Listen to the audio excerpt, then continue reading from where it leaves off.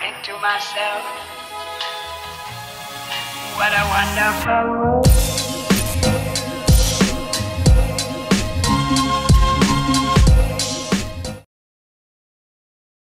Halo semuanya, selamat datang kembali di Story Film. Kali ini kita bakal ngebahas alur dari sebuah film yang lumayan sadis, penuh kejutan dan pastinya bikin tegang dari awal sampai akhir. Film ini berjudul I Heart Willie yang dirilis pada tahun 2024. Akan bercerita tentang sekelompok anak muda yang lagi-lagi terlalu kepo. Mereka awalnya cuma pengen bikin konten seru-seruan, tapi malah berakhir harus berhadapan dengan sosok misterius yang mungkin bisa dibilang beliau ini terinspirasi jadi Mickey Mouse. Bukan cuma sekedar cerita tentang psikopat, film ini juga ngasih plot twist gila yang gak bakal kalian sangka-sangka. Jadi siap-siap karena perjalanan mereka bakal berubah jadi mimpi buruk yang benar-benar mengerikan.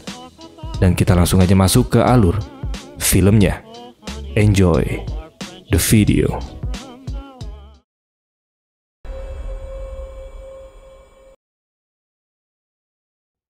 Film dibuka dengan adegan yang cukup mengerikan, di mana ada seorang psikopat bertopeng tikus tengah menyiksa korbannya dengan brutal. Dia bahkan terlihat menikmati bagian dari tubuh korbannya.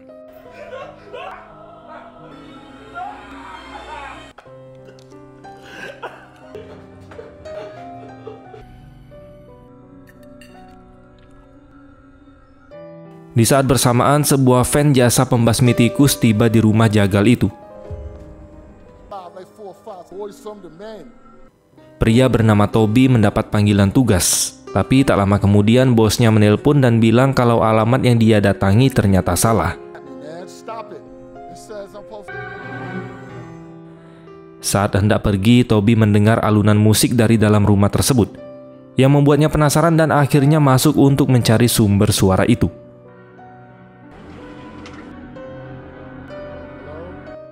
Tapi bukannya menemukan musik, Toby malah melihat deretan pisau dan potongan berita tentang psikopat bertopeng tikus yang sudah membantai banyak korban. Tanpa dia sadari, sosok mengerikan itu muncul dari belakang, dan Toby pun bernasib sama tragisnya.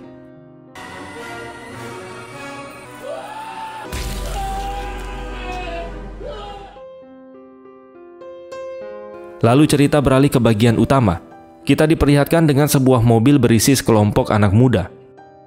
Dua wanita bernama Nora dan Jess, serta dua pria bernama Nico dan Daniel, seorang YouTuber paranormal. Mereka sedang menuju ke sebuah rumah angker yang lumayan viral. Konon rumah tersebut dihuni oleh psikopat bertopeng tikus yang dikenal sebagai Steamboat Willie. Menurut legenda setempat, Willie lahir dengan kondisi cacat. Tubuhnya setengah manusia dan setengah tikus. Kehadirannya dianggap mengganggu, hingga akhirnya warga membakar rumahnya dan membuat Willie tewas di dalamnya. Meski begitu, banyak yang menganggap kisah itu hanyalah dongeng belaka. Karena itulah kelompok ini datang untuk membuktikan kalau sosok Willie sebenarnya tidak pernah ada.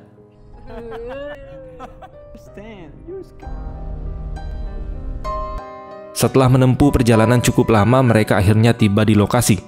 Nora terlihat agak takut karena ini adalah pengalaman pertamanya ikut penelusuran semacam ini. Tapi Nico mencoba menenangkannya. Dia bilang kalau dia dan Daniel sudah sering melakukan hal seperti ini. Dan sejauh mereka melakukan ini tidak pernah menghadapi masalah yang serius. Tapi meski sudah ditenangkan, Nora masih merinding.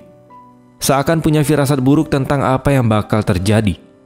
Daniel dan Nico kembali menegaskan, misalkan tidak ada hal aneh di rumah Willie ini, mereka akan langsung pergi. Dengan keyakinan itu, mereka pun masuk ke rumah yang diyakini pernah jadi milik si Willie. Mereka pun nyelonong masuk tanpa memberi salam ataupun permisi. Untuk mengurangi rasa takut, mereka sempat bercanda kalau rumah ini ternyata tidak semenakutkan bayangan mereka. Saat itu, Jess melihat seekor tikus dan langsung memukulnya. Tanpa sadar, keributan itu terdengar oleh si Willie dari ruang bawah tanah. Tak lama kemudian terdengar irama musik, sama seperti yang sebelumnya didengar oleh si Toby. Daniel dan Nico pun memutuskan memeriksa sumber suara tersebut. Sementara Nora dan Jess diminta untuk menunggu di sana. Perlahan mereka masuk ke sebuah ruangan dengan sangat hati-hati. Tapi tiba-tiba keduanya berlari keluar ketakutan. Daniel mengaku sempat melihat sosok pria dengan wajah yang rusak. Nora mencoba menenangkan mereka. dengan mengatakan mungkin pria itu hanyalah seorang tunawisma yang kebetulan tinggal di sana. Tapi Daniel yang ketakutan ingin segera pergi. Nora menahannya dan menyemangati teman-temannya untuk tetap melanjutkan ekspedisi tersebut, karena mereka sudah jauh-jauh datang ke tempat ini. Rasa penasarannya membuat Nora nekat masuk kembali untuk memastikan sosok tersebut. Namun setelah diperiksa tidak ada siapapun di sana. Dia pun kembali ke teman-temannya dengan tangan kosong. Hujan turun deras, dan mereka menghabiskan waktu dengan ngobrol sambil berbagi pengalaman masing-masing. Di momen itu, Nora akhirnya jujur kalau saat berusia 8 tahun dia pernah bertemu dengan Willy di tempat ini. Semua berawal ketika dia dan keluarganya sedang liburan naik mobil. Lalu entah kenapa Nora merasa ada panggilan aneh yang membuatnya menangis dan memaksa ayahnya berhenti di daerah ini. Nora bercerita kalau saat kecil dia sempat mendengar irama musik yang aneh, seolah-olah menuntunnya ke rumah ini. Sesampainya di sana, dia pun bertemu dengan Willy. Tapi setelah itu ingatannya hilang begitu saja. Pengalaman mistis itulah yang membuatnya ingin kembali dan memastikan keberadaan Willy di tempat ini. Namun teman-temannya justru menertawakan cerita Nora dan menganggap itu hanya dongeng masa kecil. Bahkan mereka bercanda dengan mengatakan semoga Nora bisa menikah dengan Willy dan hidup bahagia bersamanya. Namun Nora tidak terlalu mempermasalahkan candaan mereka. Yang penting dia sudah bisa berbagi pengalamannya. Saat berjalan di hutan, Nora yang sudah tidak tahan berhenti sebentar untuk buang air kecil.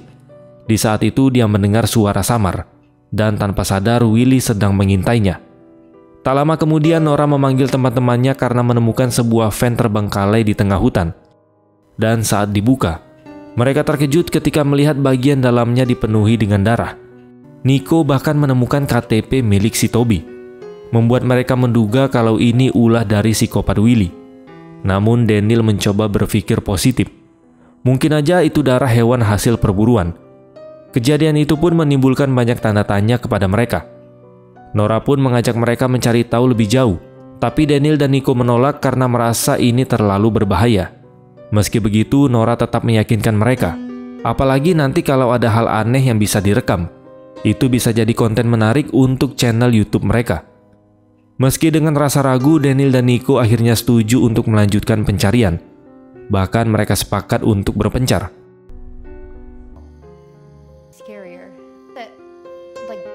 Hingga malam tiba, mereka masih belum menemukan apapun.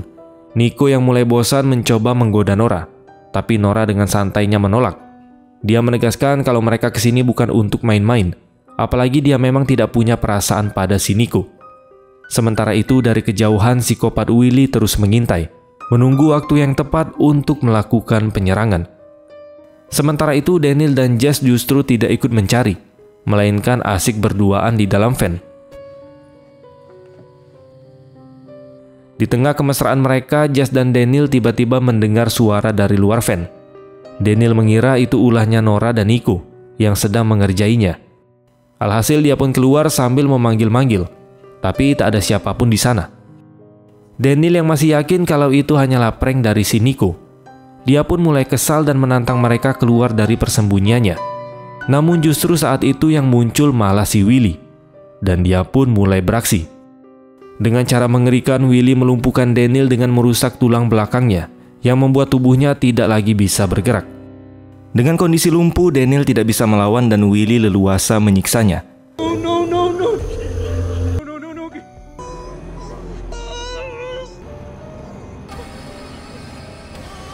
Teriakan Daniel membuat Jess panik.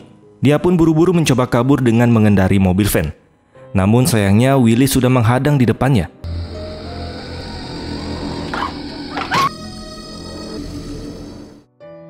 Jess terpaksa bersembunyi di dalam toilet, berusaha menenangkan diri, tapi itu tetap tidak membuatnya aman dari psikopat Willy.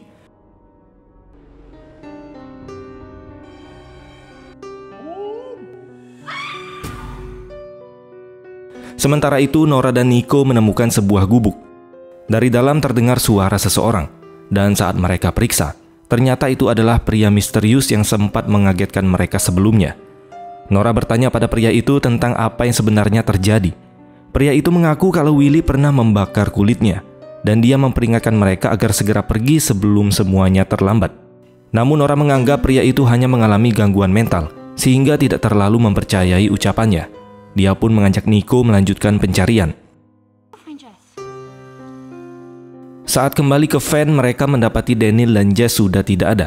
Nora kemudian meminta Nico untuk tetap di sana, sementara dia sendiri pergi mencari keduanya. Dalam pencariannya, Nora menemukan sepotong kulit human. Entah kenapa dia refleks menjilatnya dan seketika merasa seperti mengingat sesuatu dari masa lalunya.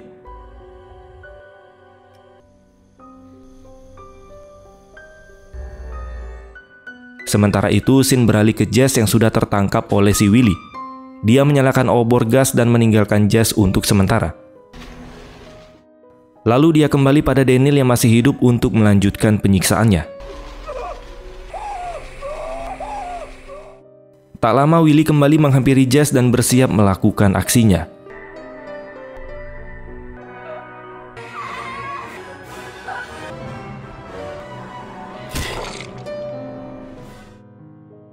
Sementara itu, Nora dan Nico sudah berada di dalam rumah Willy. Mereka melihat berbagai berita dan lukisan yang berkaitan dengan kisahnya Willy. Nico yang mulai merasakan firasat buruk, dia pun mengajak Nora untuk segera pergi dari sana. Tapi Nora tetap bersikeras tidak akan meninggalkan tempat itu sebelum mengetahui kebenaran tentang sosok si Willy. Tak punya pilihan lain, Nico pun mencoba menghubungi polisi. Namun tiba-tiba Nora melemparkan ponselnya, seakan dia tidak ingin ada orang lain yang tahu soal ini. Nico yang kesal dengan sikap aneh Nora, dia pun memilih pergi meninggalkannya.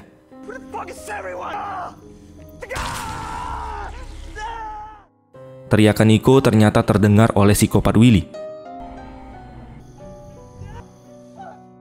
Dia berusaha merangkak menuju mobil, tapi sialnya kunci mobil itu dibawa Daniel sehingga dia tidak bisa menyalakannya.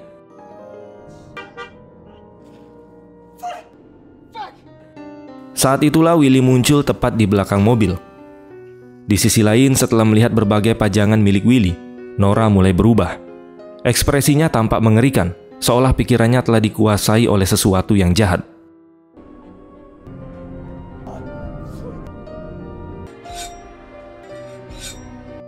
Kita kembali kepada Nico. Kini dia telah tertangkap dan dibawa Willy ke ruang jagal. Ditempatkan bersama Jess yang ada di depannya. Sama seperti Jess, Willy berniat memotong kakinya dan menyumpal mulutnya agar Nico merasakan sakit tanpa bisa berteriak.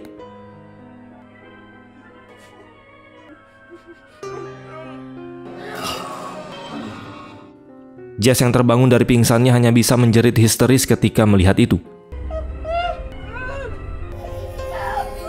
Tidak hanya itu, Willy bahkan mulai membuat adonan kulit dari tubuhnya Nico. Saat itulah Nora muncul dari belakang sambil membawa sekop.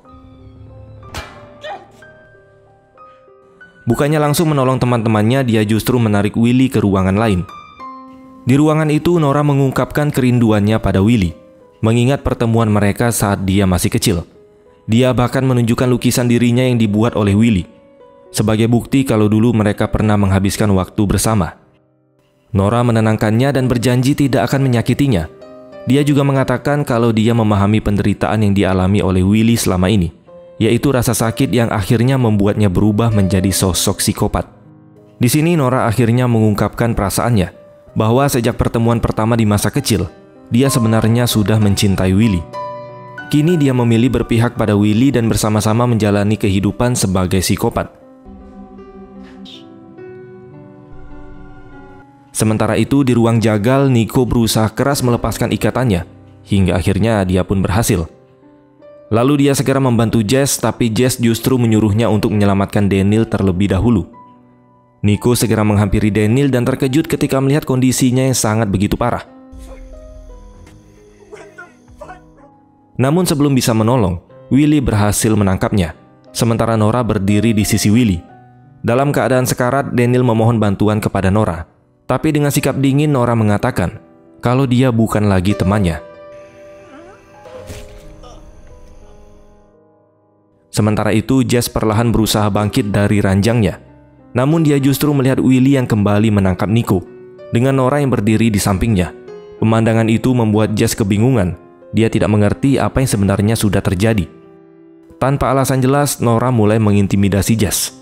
Dia menyebut hidup Jess penuh kebohongan, berpenampilan seperti anak pang seolah ditakuti.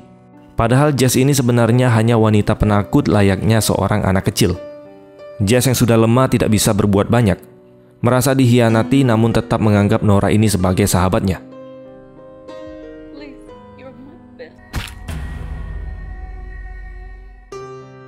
Dalam kondisi sekarat, dia memohon agar Nora mau membebaskannya.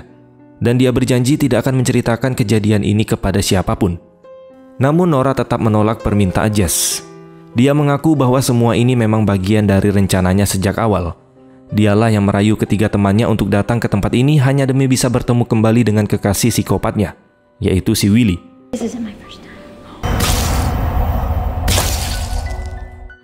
Melihat kejadian itu, Nico semakin putus asa. Dia teriak histeris hingga tak kuasa menahan rasa takutnya sendiri. Nora yang melihatnya justru tertawa dengan puas. Dia mengatakan semua temannya hanyalah sekumpulan bayi yang lemah. Tanpa basa-basi lagi, Nora pun bersiap mengakhiri semuanya dengan tangannya sendiri.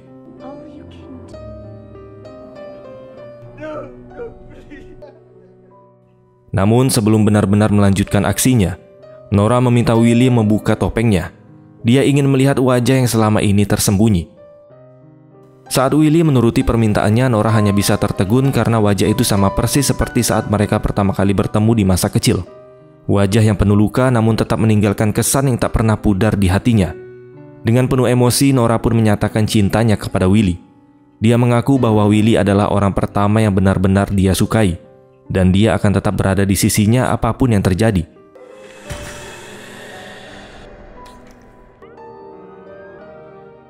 Keesokan harinya, polisi pun tiba di lokasi.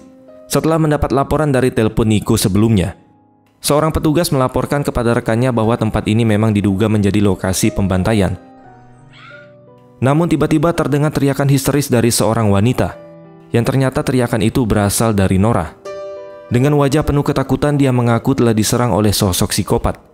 Dan tanpa mereka sadari, semua itu hanyalah jebakan. Nora sedang memancing polisi itu untuk masuk lebih dalam ke sarang kematian Willy. Polisi yang tidak tahu apa-apa berusaha menenangkan Nora yang terlihat sangat panik. Dengan suara terbata-bata, Nora memberitahu lokasi di mana sang psikopat itu bersembunyi. Tanpa curiga sedikit pun, polisi tersebut segera menuju gubuk kecil yang dia tunjuk, lalu mulai melepaskan beberapa tembakan. Namun seketika dia pun dibuat terkejut. Ternyata yang dia tembak bukanlah sosok psikopat Willy, melainkan seorang tunawisma yang tidak berdosa. Sontak polisi itu pun merasa bersalah dan segera menyuruh Nora untuk meninggalkan tempat ini demi keselamatannya, sambil mengeluarkan senyum kopetnya. Dengan santainya Nora mengeluarkan sebuah obeng dari balik bajunya. Lalu dia berkata, "Aku tidak akan pergi kemana-mana, karena dia selalu melindungiku." Mulai dari sini dia tidak hanya menjadi kekasihnya Willy, tapi juga partner dalam setiap pembantaian yang dilakukan oleh psikopat tersebut. Bersama-sama mereka akan terus menjebak korban-korban yang baru, menumpahkan darah hanya demi kepuasan dan kebahagiaan mereka berdua. Dia juga berjanji akan terus mencintai Willy sampai ajal menjemput. Dan film pun selesai. Ending yang sangat-sangat mengkopetkan. Intinya film ini nunjukin kalau semua kejadian tragis yang dialami oleh Daniel, Jess, dan Nico sebenarnya udah direncanain dari awal sama si Nora, yang ternyata masih menyimpan rasa cinta kepada Willy, sang psikopat. Jadi bisa dibilang dari awal mereka semua memang udah dijebak buat dijadiin korban. Cukup mind blowing sih. Karena yang awalnya kita kira Nora ini cuma cewek biasa, ternyata justru dialah dalang dari semuanya. Dan yang bikin gak habis pikir, endingnya Nora dan Willy malah jadi pasangan kopet yang siap terus berburu korban berikutnya. Oke lah semuanya, mungkin ini aja pembahasan kopet yang bisa kita rangkum hari ini. Terima kasih sudah menonton dan sampai jumpa di next video.